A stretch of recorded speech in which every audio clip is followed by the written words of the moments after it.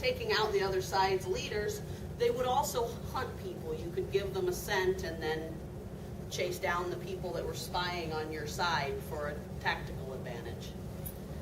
Now where are you going? He found the one that got it. You found the missed one? Yeah, you could go check the audience for more treats. I was just going to suggest I could reload the audience, but you have to hold Kuma for a moment.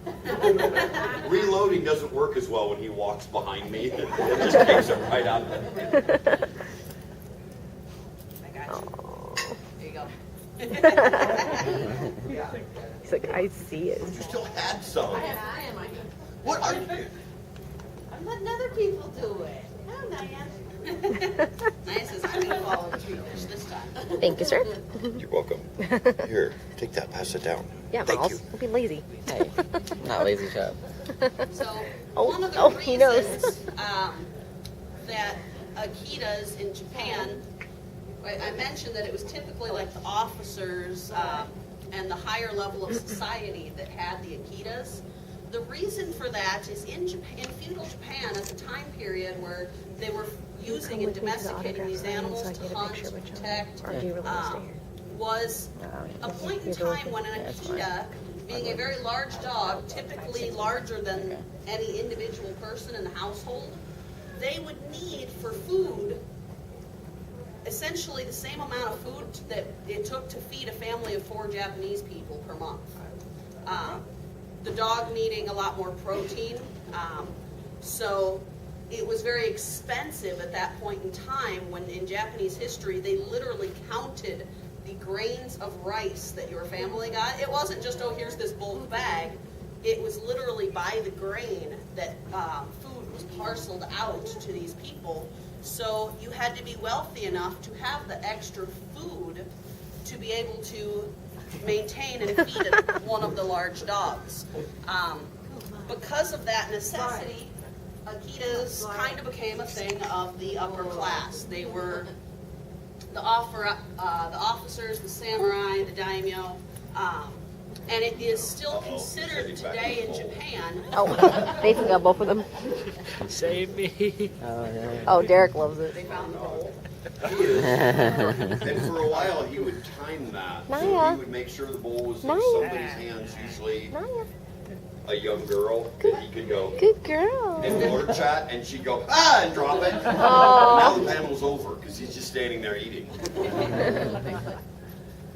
But with the Akitas today, they're still considered Smart girl. Enough slobber. still considered a Cool, mark man. of wealth and prosperity in Japan to own an Akita. At this point in time, there are actually more Akitas in the U.S. and in the UK than there are in Japan itself. Again, still kind of back to the limited resources thing. But that kind of brings us forwards to Akitas being a little more common in society once they were domesticated. Oh, man, she's making me work.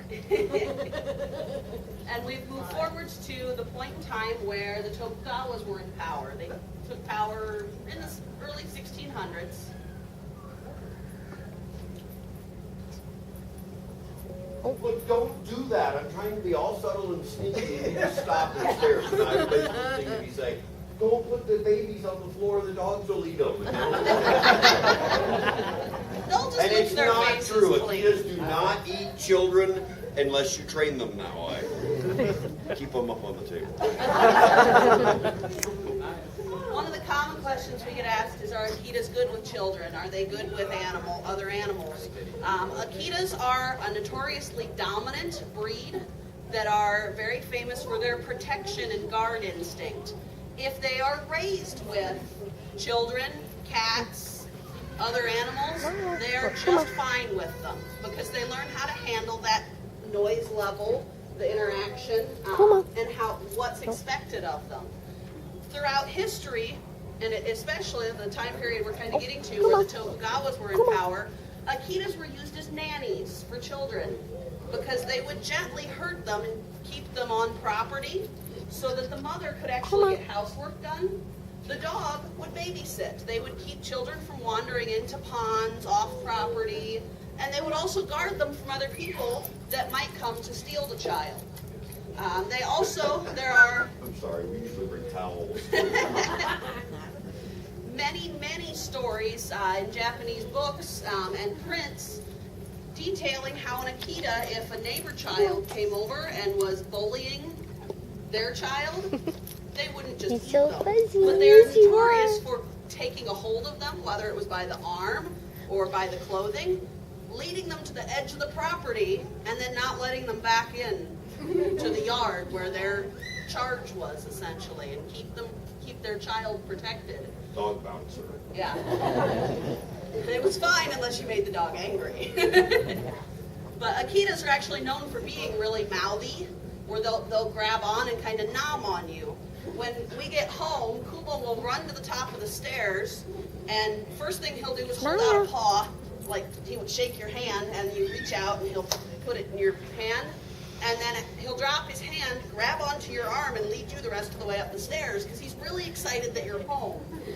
It's also, if you ignore them and you're sleeping really soundly in the morning, if they need to go outside, they will grab whatever appendage is closest to the edge of the bed and start dragging you. We knew that, and it's kind We of a forgot thing. to tell our new sitter that story. Yeah, our son's girlfriend, the first time she dog sat, the dogs liked her. We weren't worried about this.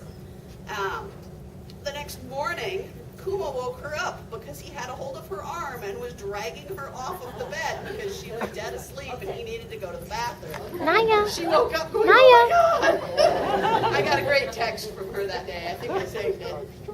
But she's like, "I think he likes me now." But it's something that they're very known to do. They do not vocalize or bark very often unless something spooks them and they just need to alert you to it. For some reason, Kuma has a thing for the UPS guy.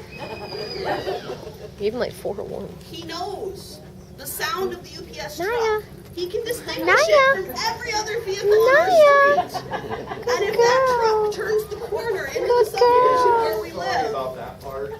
We didn't get to that part of the lecture yet either. he is a dog. Dogs fart. And there is nothing as smelly as a dog fart. Yeah, if you have a large dog at home, you already know this story. If you have to ask your significant other if it was them, if you ask, it was, because when it's the dog.